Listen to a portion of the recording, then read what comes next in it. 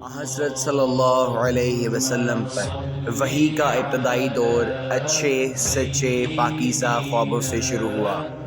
آپ خواب میں جو کچھ دیکھتے وہ صبح کی روشنی کی طرح صحیح اور سچا ثابت ہوتا۔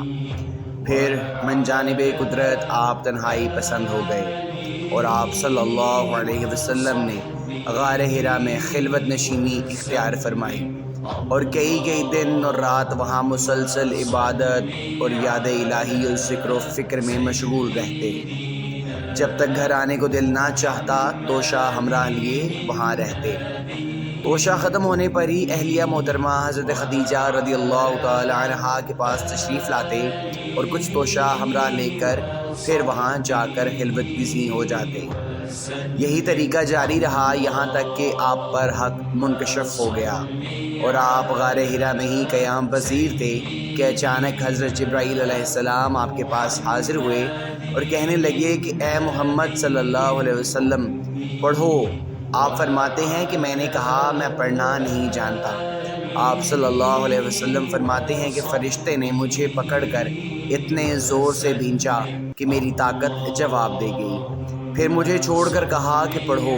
میں نے پھر وہی جواب دیا کہ میں پڑھا ہوا نہیں ہوں۔ اس فرشتے نے مجھ کو نہایت ہی زور سے بھینچا کہ مجھ کو سخت تکلیف محسوس ہوئی۔ پھر اس نے کہا کہ پڑھ۔ میں نے کہا میں پڑھا ہوا نہیں ہوں۔ فرشتے نے تیسری بار مجھ کو پکڑا اور تیسری مرتبہ پھر مجھ کو بھینچا، پھر مجھے چھوڑ دیا اور کہنے لگا کہ پڑھو اپنے رب کے نام کی مدد سے جس نے پیدا کیا اور انسان کو خون کی پھٹکی سے بنایا۔ پڑھو اور آپ کا رب بہت ہی مہربانیاں کرنے والا ہے۔ بس یہی آیتیں آپ حضرت جبرائیل علیہ السلام سے سن کر اس حال میں غار حرا سے واپس ہوئے کہ آپ کا دل اس انوکھے واقعہ سے کانپ رہا تھا۔ آپ حضرت خدیجہ رضی اللہ تعالیٰ عنہا کے ہاں تشریف لائے اور فرمایا کہ مجھے کمبل اڑھا دو، مجھے کمبل اڑھا دو۔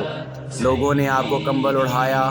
جب آپ کا ڈر جاتا رہا تو آپ نے اپنی زوجہ محترمہ حضرت خدیجہ رضی اللہ تعالیٰ عنہا کو تفصیل کے ساتھ یہ واقعہ سنایا اور فرمانے لگے کہ مجھ کو اب اپنی جان کا خوف ہو گیا ہے۔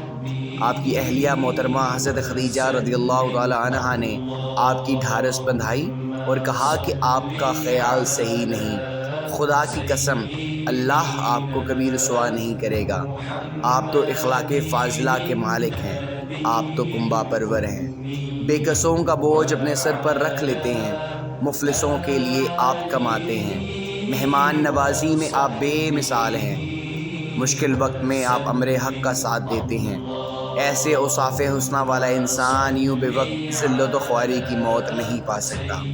پھر مزید تسلی کے لیے حضرت خدیجہ رضی اللہ تعالی عنہا آپ صلی اللہ علیہ وسلم کو ورقہ بن نوفل کے پاس لے گئیں جو ان کے چچا زاد بھائی تھے اور زمانہ جاہلیت میں نصرانی مذہب اختیار کر چکے تھے اور عبرانی زبان کے کاتب تھے۔ چنانچہ انجیل کو بھی حسب منشاء خداوندی عبرانی زبان میں لکھا کرتے تھے۔ انجیل سریانی زبان میں نازل ہوئی تھی، پھر اس کا ترجمہ عبرانی زبان میں ہوا۔ ورقہ اسی کو لکھتے تھے۔ وہ بہت بوڑھے ہو گئے تھے یہاں تک کہ ان کی بینائی بھی رخصت ہو چکی تھی۔ حضرت خدیجہ رضی اللہ تعالی عنہا ان کے سامنے آپ کے حالات بیان کیے اور کہا کہ اے چچا زاد بھائی، اپنے بھتیجے محمد صلی اللہ علیہ وسلم کی زبانی ذرا ان کی کیفیت سن لیجیے۔ وہ بولے کہ بھتیجے آپ نے جو کچھ دیکھا ہے اس کی تفصیل سناؤ۔ چنانچہ آپ صلی اللہ علیہ وسلم نے از اول تا آخر پورا واقعہ سنایا، جسے سن کر فرقہ بے اختیار ہو کر بول اٹھے کہ یہ تو وہی ناموس یعنی معزز رازدان فرشتہ ہے جسے اللہ نے حضرت موسیٰ علیہ السلام پر وحی دے کر بھیجا تھا۔ کاش میں اس وقت عہد نبوت کے شروع ہونے پر جواں ہوتا، کاش میں اس وقت تک زندہ رہتا کہ جب آپ کی قوم آپ کو شہر سے نکال دے گی۔ رسول کریم صلی اللہ علیہ وسلم نے یہ سن کر تعجب سے پوچھا کہ کیا وہ لوگ مجھ کو نکال دیں گے حالانکہ میں تو ان میں صادق اور امین مقبول ہوں۔ ورقہ بولا ہاں یہ سب کچھ سچ ہے، مگر جو شخص بھی آپ کی طرح امر حق لے کر آیا لوگ اس کے دشمن ہی ہو گئے ہیں۔ اگر مجھے آپ کی نبوت کا وہ زمانہ مل جائے تو میں آپ کی پوری مدد کروں گا، مگر ورقہ کچھ دنوں کے بعد انتقال کر گئے۔ پھر کچھ عرصہ تک وحی کی آمد موقوف رہی۔